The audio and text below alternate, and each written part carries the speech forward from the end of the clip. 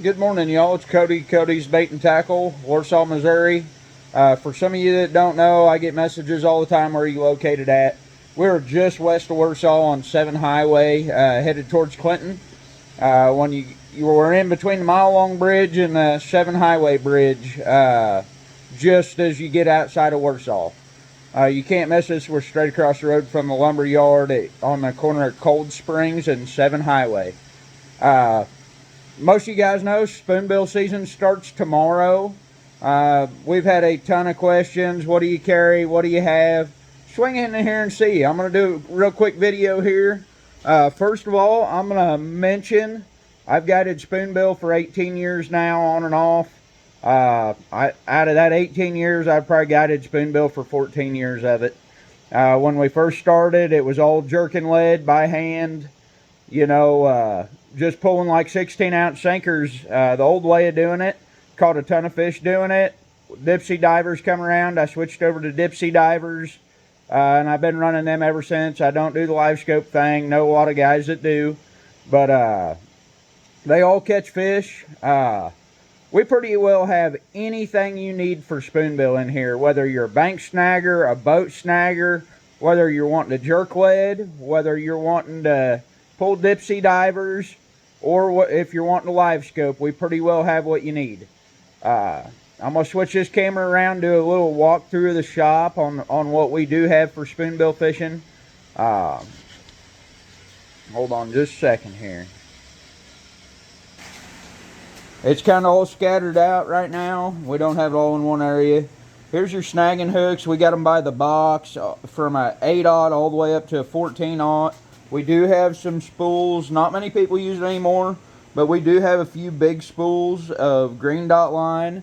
We got a 100-pound scale for some of you that want to stretch your fish out, make it bigger than it is. Clip-on line counters for guys that don't want to spend money on a line counter reel, want to just use your catfishing reel or whatever. A lot of different ways to do that. Do have some cannonballs left, just have a few of them. We got 14, 16. We did have all the way up to 20-ounce sinkers. I think we might be out of the, there might be a few 20s in there. We will have more of them in. Let me see. As far as lead, some of you guys live scoping. We've got plenty of sinkers. We are low on the round cannonballs. I think we got plenty in 4s and 5s. I know a lot of guys live scoping like them round ones because they fall a little bit truer. As far as rods for running Dipsy divers, you guys, any good catfishing rod or any decent catfishing rod will run divers. Divers, you don't want the old stiff cue ball pull stick rods. We do have gaffs. Let me see here. We got some shorthand gaffs here. More gaffs. We've got a few of the combos, the old traditional snagger combos. As far as you bank guys, we do have several meat hunter spinning rods, 10 foot. There's an orange one right there. We've got several one piece. There's a one piece 14 foot right there. Some guys still want like a 7 or 8 foot for off the bank.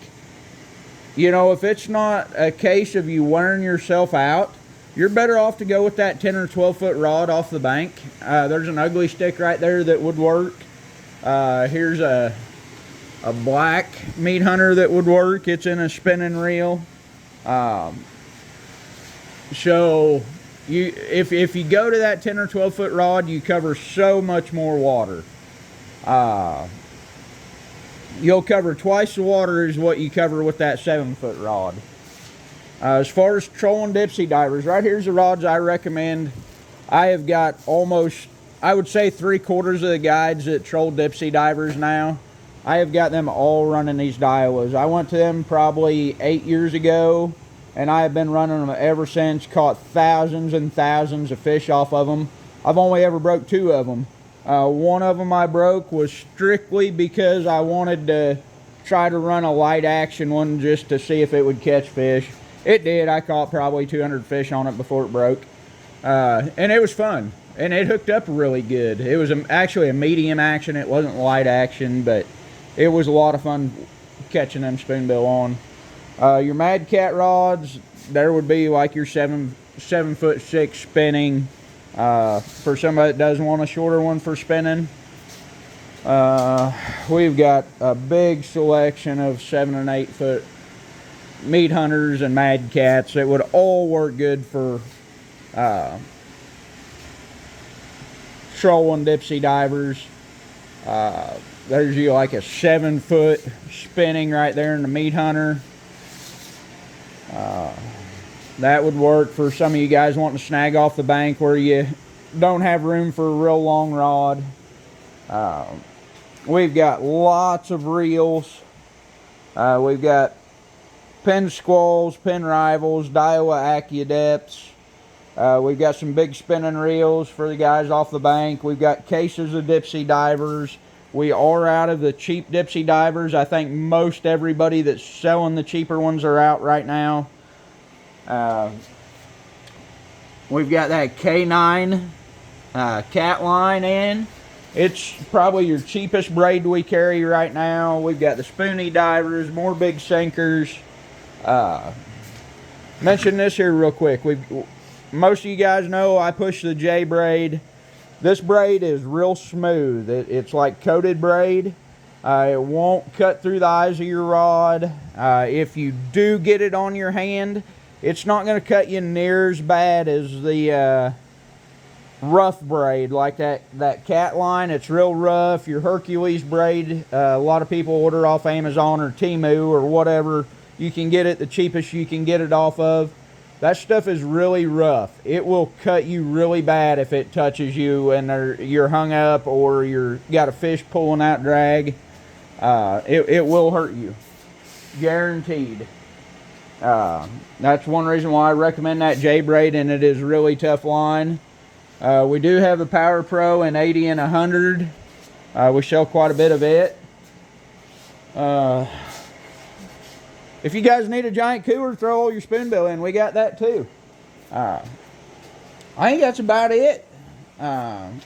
We do have some cheaper spinning reels. I don't have them out of the box right now, but the Kuma spinning reels for spoonbill.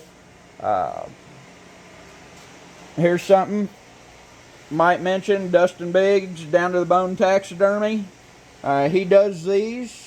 I will have a drop box here at my bait shop. You can drop your head off, all your information, and he will get that sent out to you. I don't know how long a wait it is or anything. You just have to drop it off and you have to contact him. He tells you everything about it. Goes over whether you want the black case or the barnwood case or shadow box.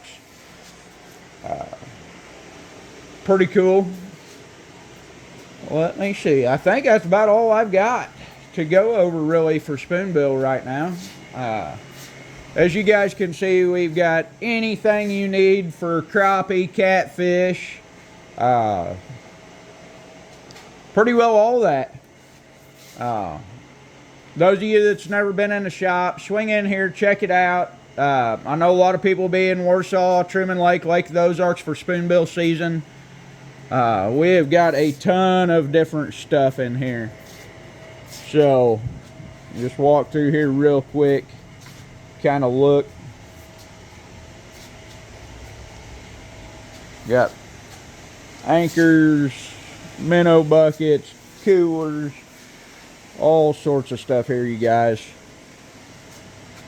And I'm going to mention, if you guys need information, we're probably one of the best tackle shops to give out information on your fishing.